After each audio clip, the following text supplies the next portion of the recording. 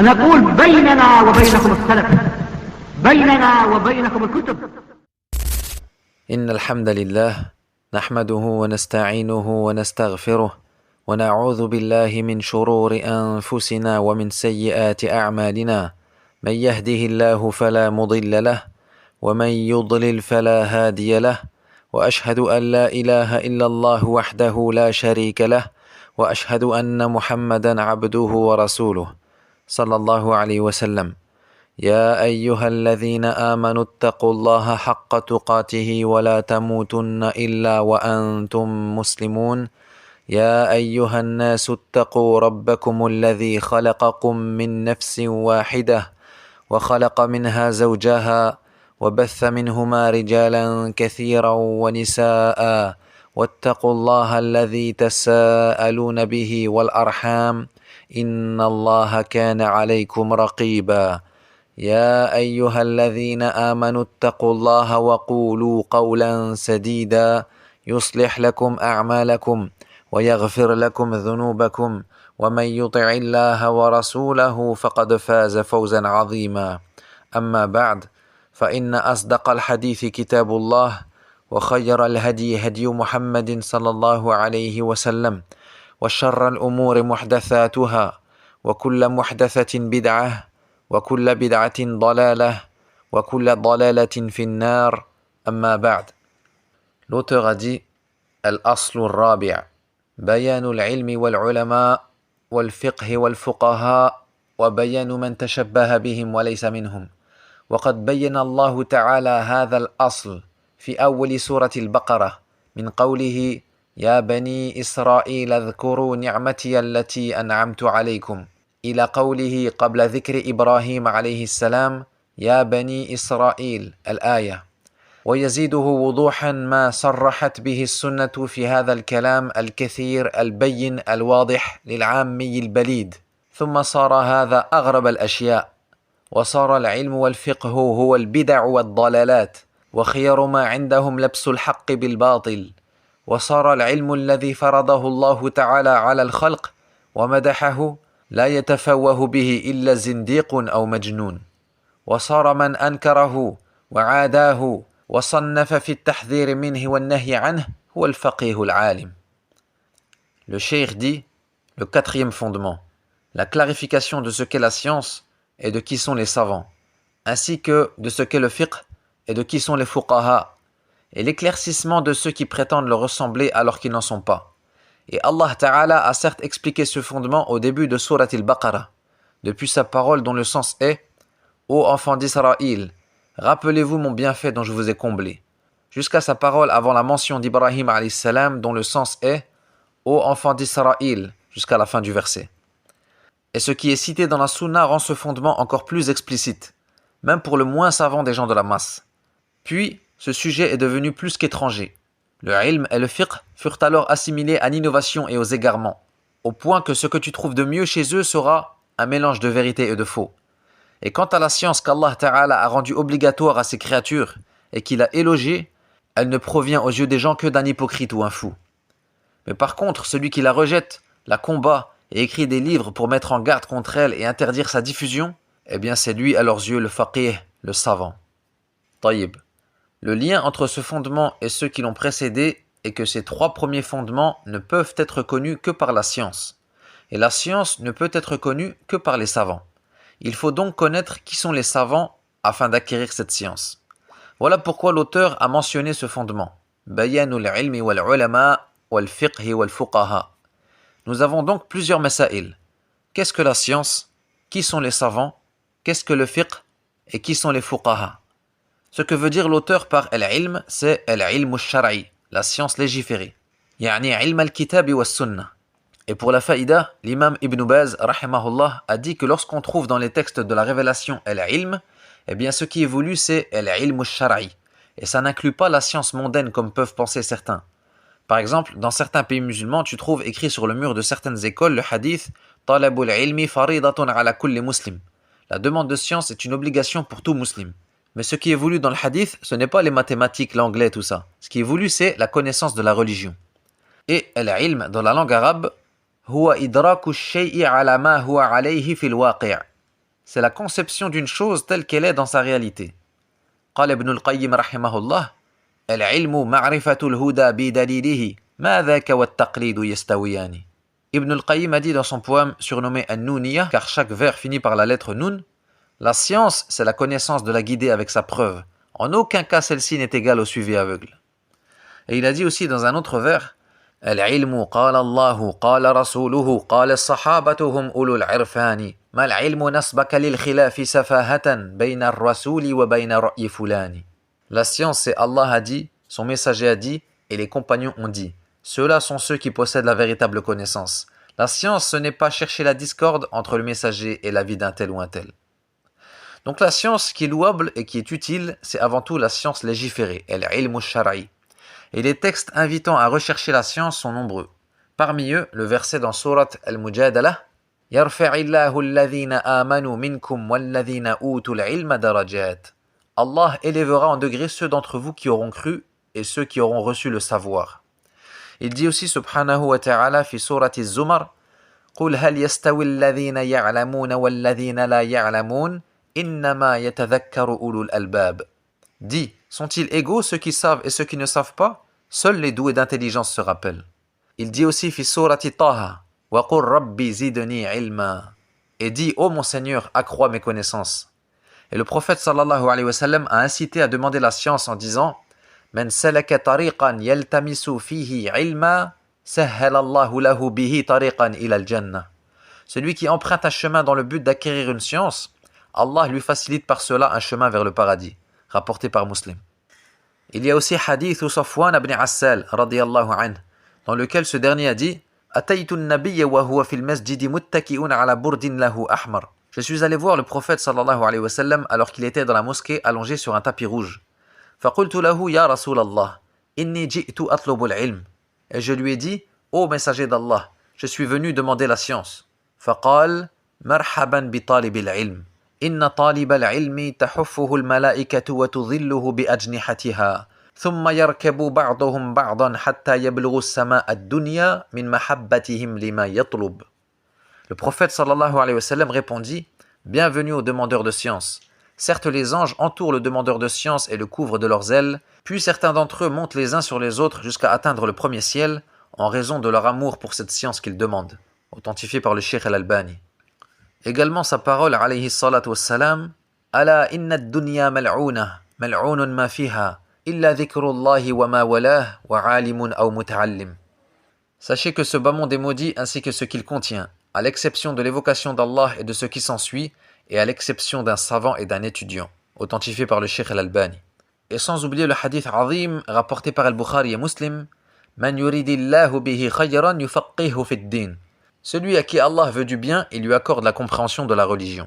L'imam Ibn Baz, rahimahullah, a dit que donc celui qui ne comprend pas la religion, c'est qu'Allah ne lui veut pas du bien. Nas'alullah al-afiyah.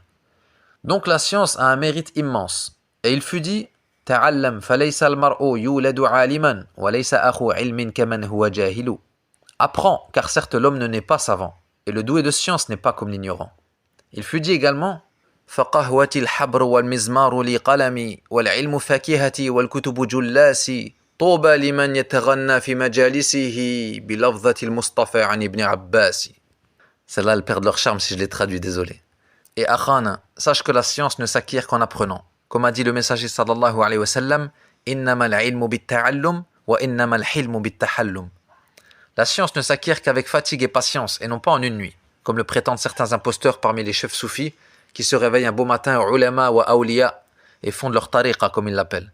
Le cheikh Ibrahim al-Muhaymid hafidhahullah les connaît par cœur, plus de 26 ans de da'wa en Afrique, Allahumma barak. Et il dit, savez-vous quelle est leur méthode pour fonder à chaque fois une nouvelle tariqa sans perdre leurs adeptes?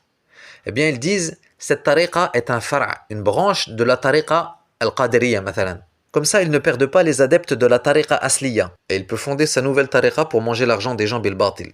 Et pas seulement l'argent, ikhwa. Le cheikh nous dit que dans certains pays, le nouveau marié, pour avoir la baraka dans son mariage, ramène sa nouvelle épouse à son cheikh pour qu'elle passe la nuit de noces avec lui. Et il vient la récupérer au petit matin en le remerciant pour la bonté dont il a fait preuve, wal'iyadu billah.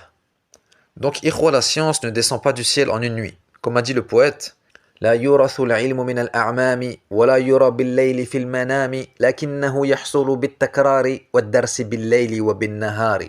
La science ne se transmet pas par héritage des oncles, ni ne se voit la nuit dans les rêves, mais elle s'acquiert par la répétition et par l'étude de jour comme de nuit. En parlant de ça, j'ai vu une fois un francophone de la secte Karkariya. Pour ceux qui ne connaissent pas, ce sont des soufis habillés en vêtements rapiécés de toutes les couleurs, dans une vidéo se moquer des choyours d'Ahli Sunnah qui enseignent avec un livre devant eux pendant le dars. Et lui, il a dit fièrement, cela n'existe pas chez nous. Et il avoue carrément que son cheikh al-Karkari n'apprend rien et ne lit aucun livre, mais que la science lui vient directement d'Allah Azza wa Jal. Alors que cet ignorant oublie que la demande de science est la meilleure des adorations après les obligations, comme l'a dit l'imam al-Shafi'i rahimahullah. Et que fait-il du hadith Innama al-ilmu bit-ta'allum? La science ne s'acquiert qu'en apprenant. Wallahi ikhwa, cela yal'abu bihimu shaytan. Au point que si tu les écoutes, tous ou presque ont vu le prophète sallallahu alayhi wa sallam. On ne parle pas d'une vision dans le rêve. Eux l'ont vu en état d'éveil. Il y en a un même qui dit qu'il a vu 7 prophètes, Allahumma barik. Et ils te sortent le hadith, celui qui m'a vu en rêve m'a réellement vu car le diable ne prend pas mon apparence, rapporté par Al-Bukhari. Comment tu réponds à cette choubha? Eh bien tout simplement les savants ont dit que oui, le diable ne peut pas prendre l'apparence du messager sallallahu alayhi wa sallam, mais il peut prendre une autre apparence et prétendre qu'il est le messager. Voilà pourquoi il est rapporté d'Ibn Sirin, rahimahullah, que lorsque les gens venaient lui dire qu'ils avaient vu le prophète sallallahu alayhi wa sallam en rêve, il leur demandait de lui décrire afin de confirmer leur vision ou pas. Car si tu n'as pas étudié comment était physiquement le messager sallallahu alayhi wa sallam, comment peux-tu savoir si c'est lui ou pas? Et entre parenthèses, je vous recommande un livre concis regroupant les descriptions physiques du prophète sallallahu alayhi wa sallam qui s'intitule Shama'ilun Nabi de l'imam At-Tirmidhi rahimahullah. Que dire si tu ne vois même pas son visage dans ta vision, comme la plupart de ceux-là qui racontent qu'ils ont vu comme une lumière juste. Ya akhi, peut-être que tu as vu Khinzab ou encore le petit-fils d'Iblis et toi tu crois avoir vu le prophète sallallahu alayhi wa sallam. Allah al-Musta'an. Mais il faut savoir que tout Karkari, lors de son initiation, lorsqu'il se rend à la zawiya de leur gourou au Maroc, eh bien au bout d'un moment on l'invite à rentrer en khalwa, qui consiste à s'isoler seul dans une pièce pendant plusieurs jours à faire du dhikr en état de jeûne. Et bien évidemment, chacun d'entre eux espère voir comme les autres avant lui, c'est-à-dire voir apparaître en personne le messager d'Allah sallallahu alayhi wa sallam. Et évidemment, le voir est considéré comme une karama, yani un don qu'Allah t'accorde pour ta piété. Donc vous imaginez la gêne de sortir au bout de 3 jours de khalwa sans avoir rien vu, alors que Foulen le rappeur juste avant toi a vu 6 prophètes et 4 compagnons. Yani meslash. Et si seulement ils se contentaient des adhkar tirés de la sunna, comme l'istighfar ou le tasbih, mais au lieu de ça, ils vont se fatiguer en vain à rabâcher en boucle Allah, Allah. Alors que la règle dit La yujadu fil adhkar il mashru'a ma laysa bi jumlatin mufida. Il n'y a aucun dhikr légiféré dans notre religion qui ne soit pas une phrase complète. Car si tu dis juste Allah, nous te disons Allah quoi? Allahu Akbar, Subhan Allah, Alhamdu Lillah, wa hakadha. Mais leur père spirituel Ibn Arabi l'apostat leur a appris dans son livre Al-Futuhat al-Makkiyya que les gens se divisent en 3 catégories en ce qui concerne le dhikr. Premièrement, il y a Al-Amma, les gens de la masse, dont le dhikr est La ilaha illallah. Donc les sahaba sont des gens de la masse pour Ibn Arabi le soufi. Puis il y a Al-Khassa, l'élite, dont le dhikr se limite à répéter Ismul Jalala, Allah, Allah. Et enfin, l'élite de l'élite, Khassatul Khassa, dont le dhikr se limite au pronom Huwa, qui veut dire lui. Il répète alors Hu, Hu, Hu. Ikhwa, le Cheikh Abdurrazzaq al-Badr, hafidhahullah, raconte qu'un homme repenti du tasawwuf lui a dit que parmi leurs bid'a, il se retrouvait à l'époque chaque semaine dans un jardin à répéter en chœur le pronom Huwa. Et cet homme dit au Cheikh, Wallahi Cheikh, si tu passais derrière le mur et que tu nous entendais, tu te dirais que ceux-là ne font pas partie de Bani Adam. Et pour revenir au gourou des Karkari, ne vous faites pas avoir par son côté sympathique, où on le voit en photo faire du quad à Bali, ou poser avec sa femme devant la tour Eiffel, ou éplucher des petits pois. Je vais vous lire quelques vers de poésie qu'il a écrits pour que vous compreniez la réalité de cet homme. Mais avant, je dois vous préciser pour ceux qui ne le savent pas que Naqilul kufri laysa bikafir. Celui qui rapporte ou transmet une parole de kufr ne devient pas mécréant, comme le disent les savants. Surtout si c'est pour répliquer et montrer l'égarement de celui dont provient cette parole. D'ailleurs, Allah tabaraka wa ta'ala dans le Coran rapporte les paroles des mushrikines. Et vous allez comprendre tout de suite pourquoi je vous dis ça. Mohammed Fawzi al-Karkari a dit dans son livre Diwanu Dinan al-Arwah, écoutez bien, Ana al-Shaykhu, Ana al-Saqi, Arifun bil-Ahadiyyati, Ana al-Ha'u, Ana al-Lamani, wal-Alifu haqiqatan li. Donc il dit, je suis le Ha, je suis les 2 lames, et le Alif m'appartient véritablement. Ha, lam, lam, alif. Allah à l'envers. Et on va voir bientôt, Inch'Allah, le lien qu'a cette secte avec la sorcellerie. car comme vous le savez peut-être, ce sont les sorciers qui écrivent les versets du Coran à l'envers ou les choses de ce genre. Il dit aussi أنا لست شيئا في الآن ليس كمثلي شيئية أنا الدهر لذي الأزمان أنوار بلا كيفية أنا ليس لي مكان أمر غيب بالكلية. Il dit je ne suis rien dans l'instant présent, rien ne m'est semblable. Il fait allusion à la parole d'Allah ليس كمثله شيء, rien ne lui est semblable. Puis il dit أنا الدهر لذي الأزمان. Là il fait allusion au hadith Qudsi dans lequel Allah dit أنا الدهر, je suis le temps. Mais attention, la vie authentique, c'est que Ad-Dahr n'est pas un nom d'Allah, et on verra pourquoi dans un autre livre, Inch'Allah. Puis il dit, Ana laysa li makan. Ceci est la croyance erronée des Ash'ara au sujet d'Allah Azza wa Jal.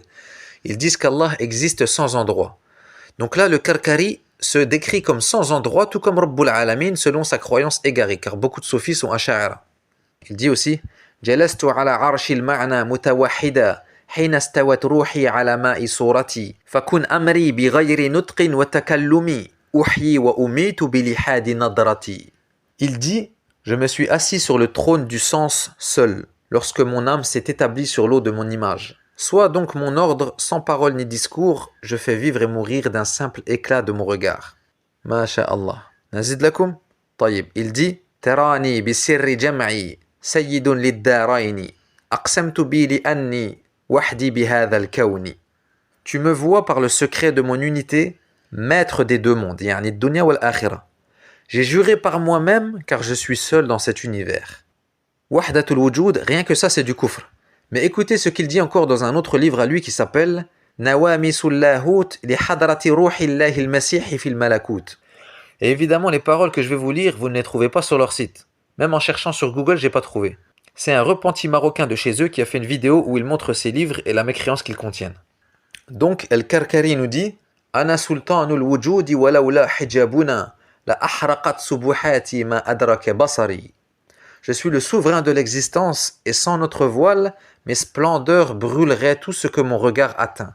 Il fait allusion au hadith dans Sahih Muslim dans lequel le messager sallallahu alayhi wa sallam nous informe au sujet d'Allah que hijabuhun nur, son voile est de lumière. Au fi riwaya hijabuhu nar, son voile est de feu. Law kashafahu la ahraqat subuhatu wajhihi man taha ilayhi basaruhu min khalqihi. S'il le découvrait, yani son voile, les splendeurs de son visage brûleraient tout ce que sa vue atteint parmi sa création. Et pour finir, il dit aussi wal arshu wal kursiyyu fi qabdati yaminina wa 'inda kashfi saqi ta'rifu qadri taqumu lana al mauta idha bada laha sirruna wa tanshaqqu al aradi wal jibalu min qahri. Le trône et le kursi sont dans notre main droite, et lorsque je découvrirai mon saq, tu connaîtras ma valeur. Les morts se lèvent pour nous lorsque notre secret leur est révélé, et la terre et les montagnes se fendent sous l'effet de ma soumission. Voilà, ikhwa. Et il a même un poème intitulé Katabtu bil-lawhi unwana haqiqati. J'ai écrit dans la tablette le titre de ma réalité. Et vous et moi, on se doute de quelle tablette il parle. Qui aurait cru en voyant cet homme danser avec ses amis qu'il soit l'auteur de telle kufriyat? À croire qu'il essaie de détrôner Ibn Arabi qui disait Al-abdu rabbun wal-rabbu abdun ya layta shi'ri manil mukallafu. Et parmi ces égarements également, il y a le fait qu'il prend la bay'a de ses disciples. Alors que l'allégeance au Maroc se donne à qui? On l'a vu dans le cours précédent. Oh, toi vivant au Maroc, ou même vivant en France mais ayant la nationalité marocaine, à qui prêtes-tu allégeance? Ni à Macron ni à Karkari. Ta bay'a est pour Al-Malik Mohammed al-Sadis, waffaqahu Allahu li kulli khir. Et dans leur site officiel en français, en réponse à ceux qui ont accusé leur gourou de sorcellerie, je ne sais pas pourquoi exactement, regardez ce qu'ils ont répondu. Je cite. Ibn Arabi, radiyallahu an, rien que ça, a pris la science de la simia dans le 2e ciel lorsqu'il y fut élevé. Et il dit, et dans cet état de présence spirituelle, on apprend la science de la simia, basée sur les lettres et les noms divins, et non pas sur les pratiques mêlant les fumées, le sang et autres. Taïb. Et ils argumentent également par un savant parmi les soufis qui dit, je cite, lorsqu'il avait besoin de dirham, il prenait des œufs qu'il cassait et mettait dans un récipient avant de réciter dessus. Et c'est alors que les morceaux d'œufs se transformaient en dirham. Au début, je pensais qu'il s'agissait de magie et de prestidigitation. Je pris donc le récipient et l'examinai, mais ne parvins pas à déterminer de quoi il en retournait. Je lui demandai de me donner une explication et il me répondit « Ces dirhams, c'est un khadim d'entre les djinns qui les apporte et les place dans ce récipient en quantité égale au nombre de morceaux d'œufs que j'y ai mis. Il s'agit là d'une dette qu'il a et qu'il remboursera jusqu'à en être entièrement acquitté. » Voilà un peu ce qu'on trouve dans cette tariqa dite Karkariya. En plus du fait qu'il s'habille ainsi soi-disant par modestie, alors que cela rentre sans aucun doute dans libas al-shuhra, les vêtements de renommée par lesquels on se fait remarquer, que le prophète sallallahu alayhi wa sallam a interdit de porter. Subhanallah. Lorsque Dimam ibn Tha'laba radiyallahu an entra dans le Masjid Nabawi pour la première fois, il demanda « Ayyukum Muhammad » Qui d'entre vous est Muhammad? Tellement le prophète sallallahu alayhi wa sallam était modeste, on ne le distinguait pas des autres compagnons. On lui dit alors « Hadha ar-rajulu al-abyadu al-muttaki » C'est cet homme blanc là-bas qui est adossé. Et le messager sallallahu alayhi wa sallam a dit « Inna Allaha jamil yuhibbul jamal » Certes, Allah est beau et aime la beauté. Il a dit aussi sallallahu alayhi wa sallam « Inna Allaha yuhibbu an yara athara ni'matihi ala abdi » Certes, Allah aime voir les effets de ses bienfaits sur son serviteur. Donc personne ne vous demande de vous enlaidir pour soi-disant rabaisser votre nafs.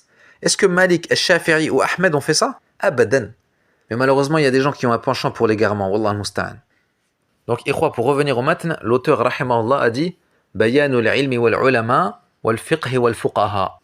Ce que veut dire l'auteur par al-ulama, ce sont al-ulama al-rabbaniyoun, qui sont ceux qui enseignent aux gens sirar al-ilm qabla kibarihi, les bases de la science avant ses aspects plus complexes. Tayyib. Comment reconnaît-on donc le savant? Voilà une question utile.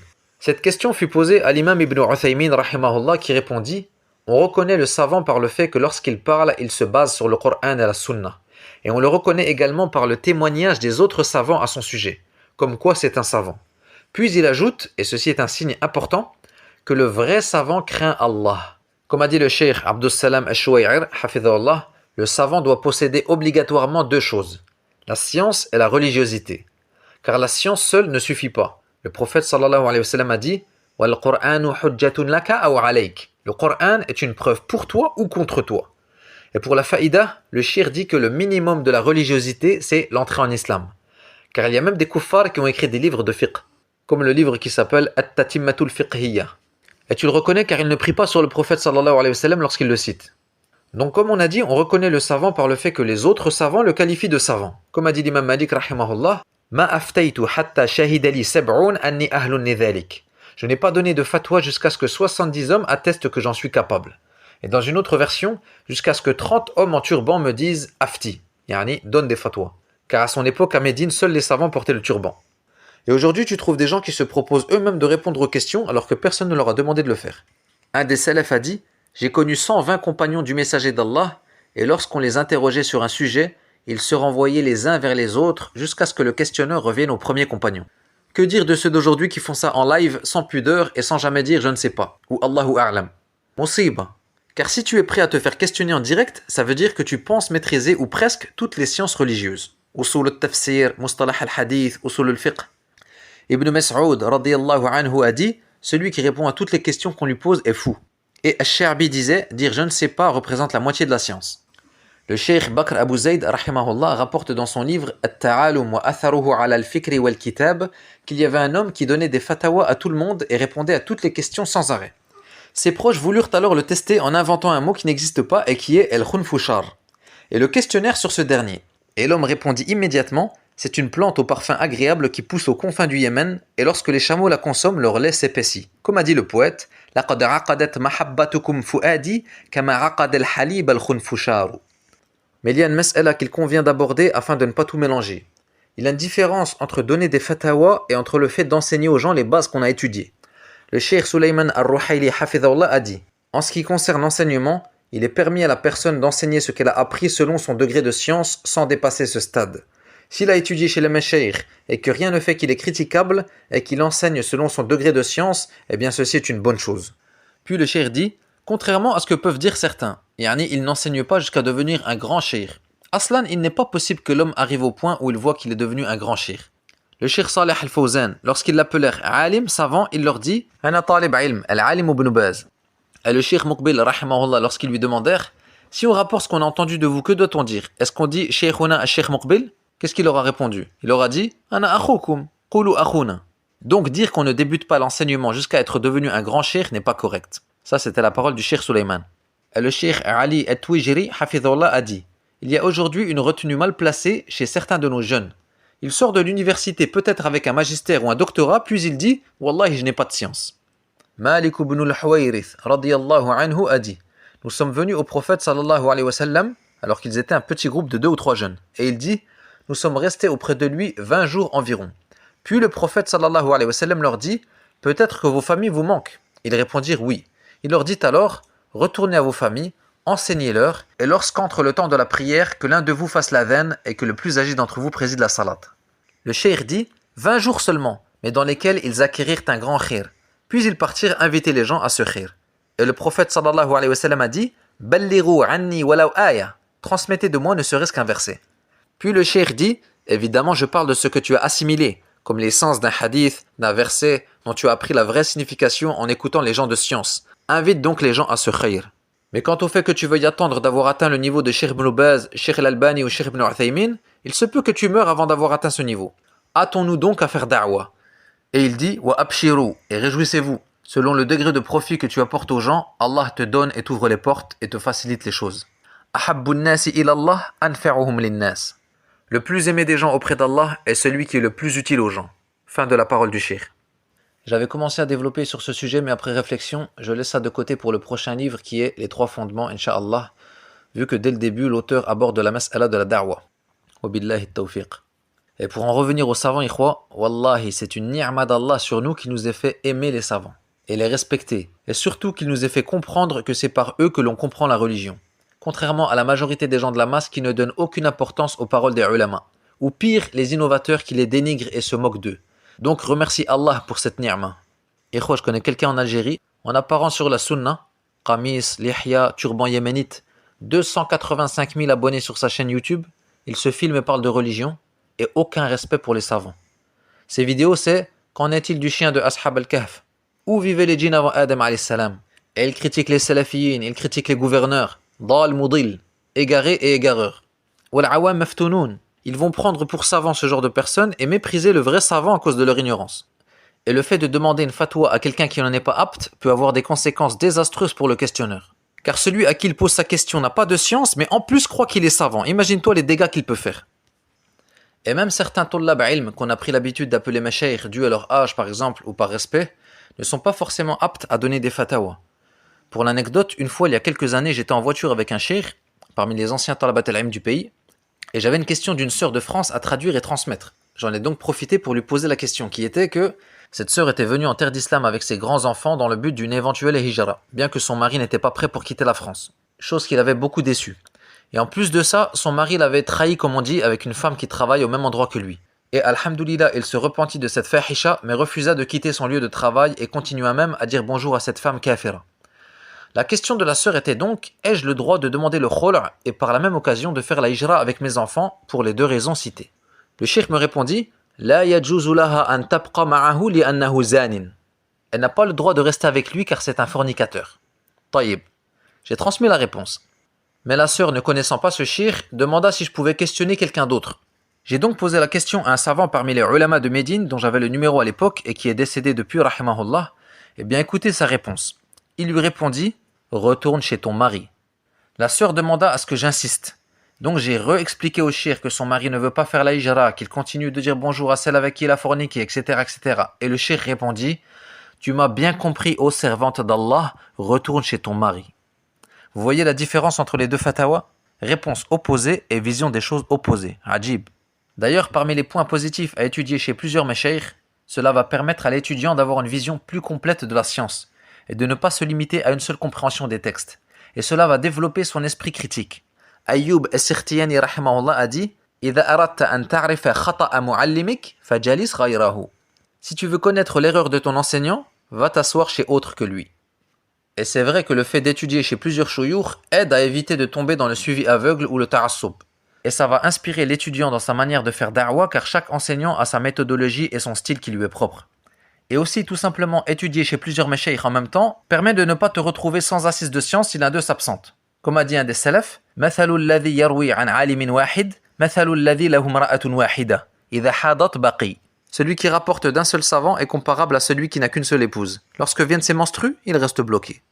Bien que le cheikh Ibn Uthaymin rahimahullah est d'avis qu'il est préférable pour le débutant, s'il trouve un cheikh mutqin, de rester assidu auprès de lui, puis par la suite, selon chaque science étudiée, choisir le plus apte à lui enseigner.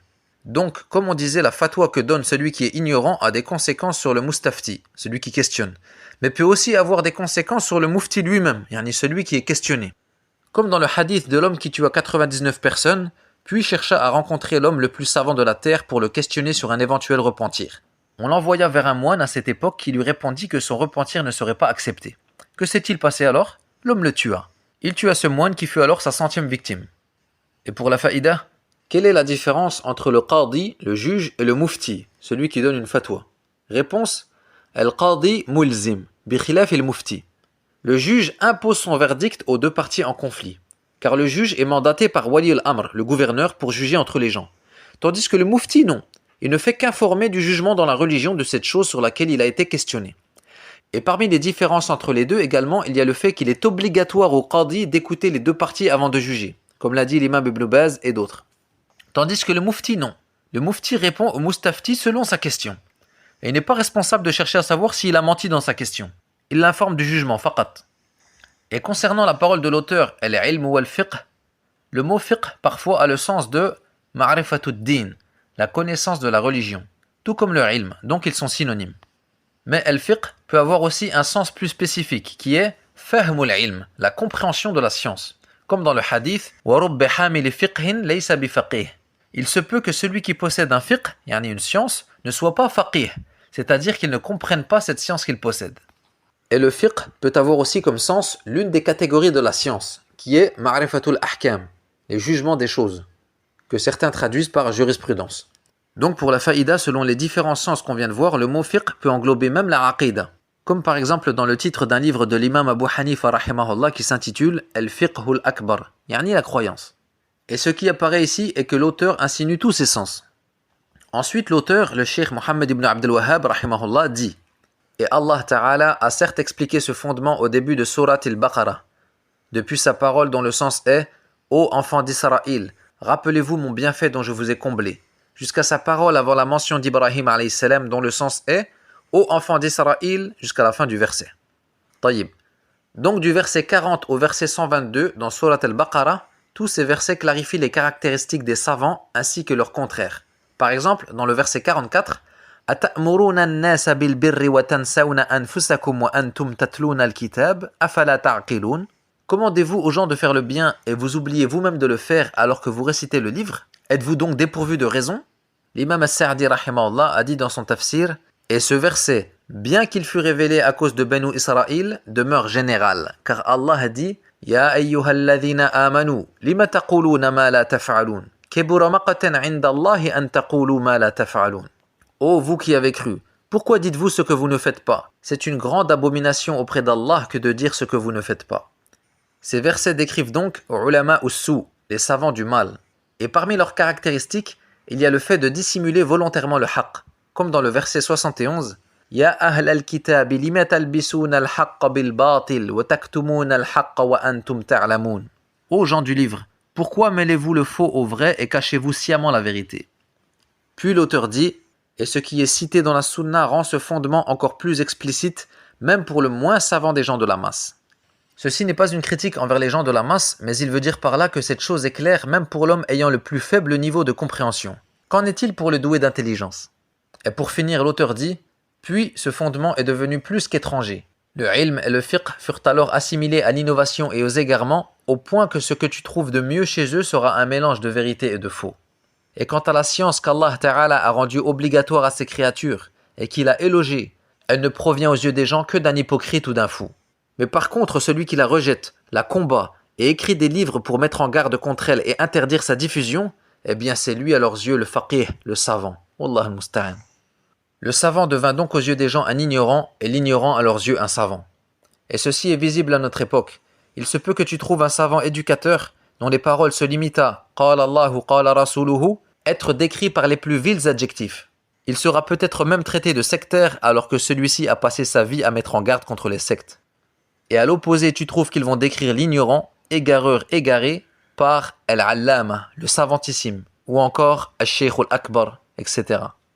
Allahumma allimna ma yanfa'una wanfa'na bima 'allamtana wa zidna 'ilman innaka antal 'alimul hakim waghfir lana wa li mashaykhina wa li wulati amrina wal muslimin. Wa subhanaka Allahumma wa bihamdik ashhadu an la ilaha illa ant astaghfiruka wa atubu ilayk. وصلى الله على نبينا محمد وعلى آله وصحبه وسلم.